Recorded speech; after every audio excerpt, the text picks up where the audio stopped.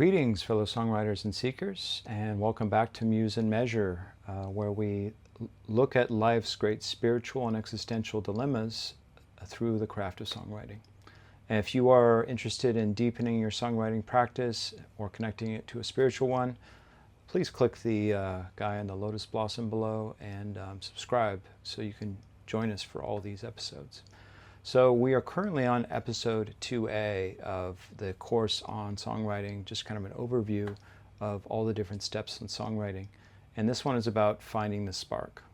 How do we get ideas that we're going to turn into songs? Where do they come from? And I've done a similar video to this called Where Do Songs Come From? But I want to go into a little bit more depth here and eventually give you some tasks or ways of approaching developing basically an idea net or a journal of ideas so that you have an abundance of ideas, so you're never sitting down at a songwriting session and have nothing to work with. Because you really need these little sparks. You need the kindling for your fire in order to develop full-fledged songs. Okay? And good ideas become hopefully great songs, or at least they become songs. Okay? So song ideas can come from dreams. I've had lots of dreams where a full-fledged verse or a chorus comes to me. The real key is, how are you going to capture that dream? So you should have always ready at hand some kind of recording device or some kind of notebook, hopefully both, depending on how things come to you. You might have a watch that you can record audio on. And I know your cell phones can record audio.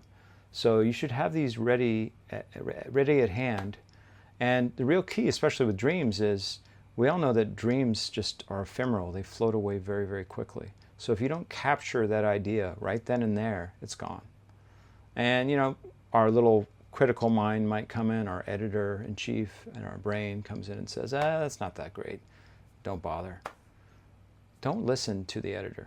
When you're in the ideas phase, when you're capturing ideas, you just want to capture as many ideas as possible because you, in that moment, have no idea how good it is.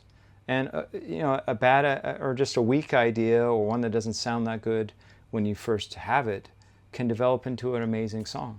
And maybe it'll completely transform into something else.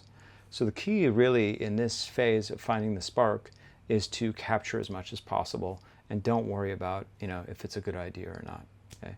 You'll get better at identifying those as time goes on. So as we said, dreams is one way. You know, so if you hear a melody in your dream, think about Paul McCartney with Yesterday. He woke up with the full melody in his head, and he thought that, you know, someone else had written it, that he had accidentally stolen it. But, you know, he played it for a whole bunch of people and said, no, I've never heard that before. And then he had, you know, he had the melody, but he had to deal with the lyrics. So he worked with, you know, scrambled eggs, oh, baby, how I love your legs. So, you know, this initial kernel of idea, the melody was there, but the lyrics that he had, of course, wouldn't work. So it goes to show you that dreams can provide you with these wonderful gifts. And I know that I've gotten many, many songs from dreams. So be sure you're ready to capture them. Stories, so as you're reading a book of stories, or watching a film, or someone's telling you a story, those can be turned into songs. And you might, you know, as you're watching something or reading something, you just become attuned to that. Like, oh, could this be a song story or some aspect of this? Or maybe you come up with an idea for a story from that story, some kind of tangent. Like, well, what would it be like if it went this way? And then that's your song idea. Emotions. So whatever you're feeling in the moment, you have a strong emotion, especially maybe it's a complicated one. Maybe you want to just write a couple lines about how you're feeling. That could be a song idea.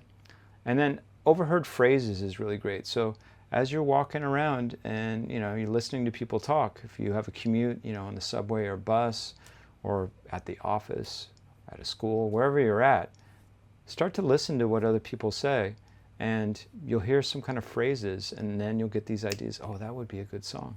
That person just said this wacky thing, and now I'm going to turn it into a song. Okay? So the idea here is to keep a journal, a place where you can keep all these notes and ideas, because when you have your formal session of songwriting, which you need to set up, by the way, you'll have something to work with. And you maybe can pick your favorite idea, or one that you have the clearest idea of where to go to next. We'll get to that in the coming episodes. But right now, it's just all about collecting ideas. So keep journals, voice memos, title lists. Just coming up with different titles for songs is a great way of sparking ideas. Okay? You can write from your own personal truth and your own personal experience, or you could write and create from a persona where you take on another character's mindset and their voice and express what they're feeling. So these are all ways of capturing ideas. The main thing, though, is just to capture the ideas and get as many down as you possibly can.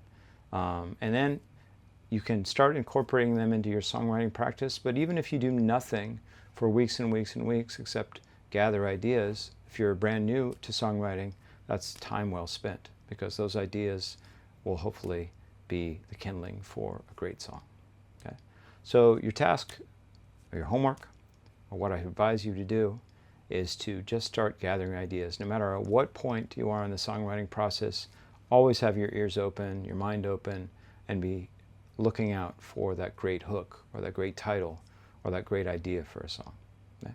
Well, till next time, best of luck with your songwriting process.